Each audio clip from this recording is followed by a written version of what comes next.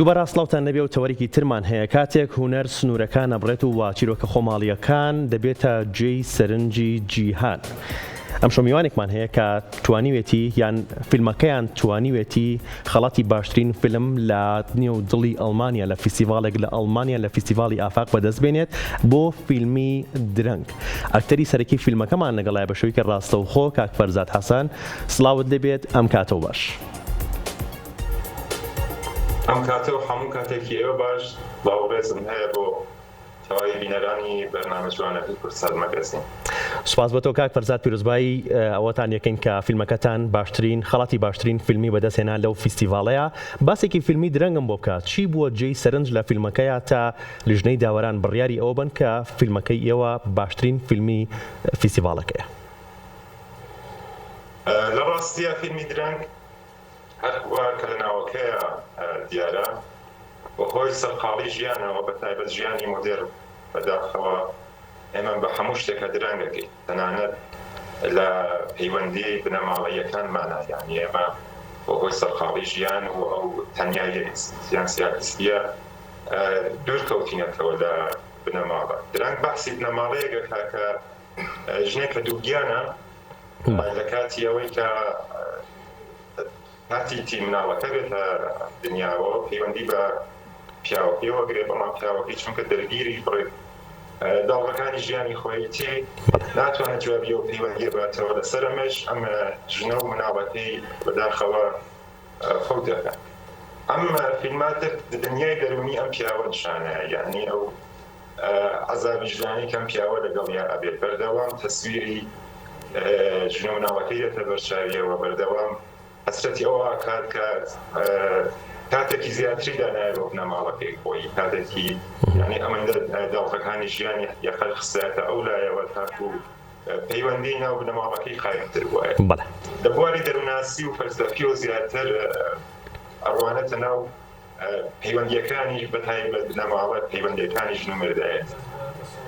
بەڵێ کاک فەرزاد باسێکم لە ڕۆڵەکەی خۆت کە بۆ بکەیت چۆن خۆت بۆ ئامادە کرد تا بە شێوەیەکی باش ڕۆڵەکەی خۆت بەرجەستە بکەیت و فیلمەکەتان ببێتە باشترین فیلمی فیستیڤاڵەکە؟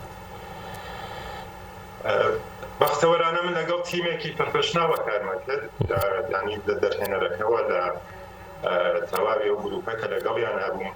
لە ڕاستی ئەمە چەندین جەلسە دانیشتین وەکو دەروناسانە و کۆمەڵناسانە باسی ئەم شتەمان کرد و هەوڵێکی زۆرماندا کە بتوانین ئەو حەقیقەتەی کە ئایستا ئینسانی هاوچەرخ لەگەڵیا دەرگیریتی ئەو تەنیاییە ئەو سەرقاڵیانە کە ژیانی مۆدێرن بۆی پێشهێناوە بەحس و لێکۆڵینەوە و توێژینەوەیەکی زۆرمان کردووە. ئەم توێژینەوە و لێکۆڵینانەوە بۆ هۆکاری ئەوەی کە زیاتر بەم کاڕەکترە بەم ئەکتەرە ئاشنا بووم و هەستی پێ بکەم حەقیقەتە و لەگەڵ گروپەکەیە بەختەوەرانە توانیمان ئەو شتانی کە بەحسمان کرد و توێژینەوەمان لەسەر کرده بوو بە کامێرامانەوە بە دەرهێنەرەوە بە ئەکتەرەکانەوە هەمومان ئەو ئامانجەمان پێکا و بۆیە توانیمان حەقیقەتەن فیلمێکی سەرکەوتوو لە ئەو دەربێت.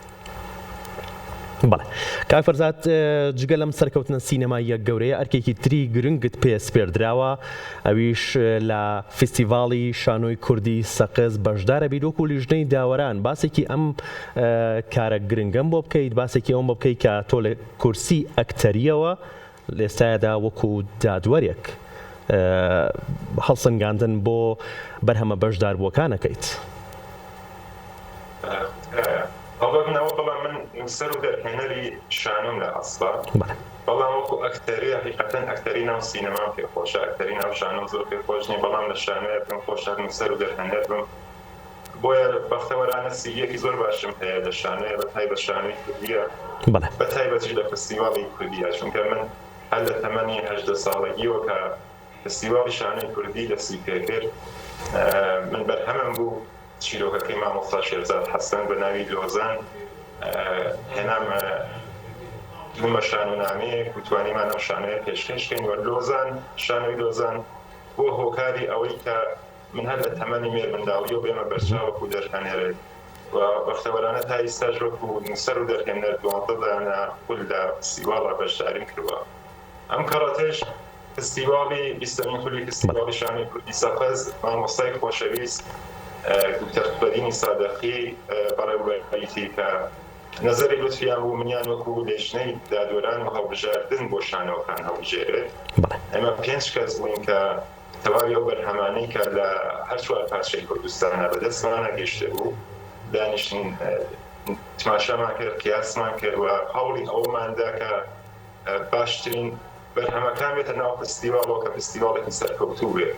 لە وەختەوەرانە لە هەر چوار پارچەی کوردستان و بەرهەمەکان هاتن، یعنی هەم لە ڕۆژاوە لە باکوورە لە ڕۆژهەڵاتاوە لە باشوورە و لە باشووریشە بەختەوەرانە دیسان بۆ یەکەم جار شارە شیرینەکەی هەڵەبجە لەم فستیواڵەیە بەشدارە بێ و دوو بەرهەمی دیکەی باشووریش لە هەواڵانی شانۆکاری دووهۆگەر.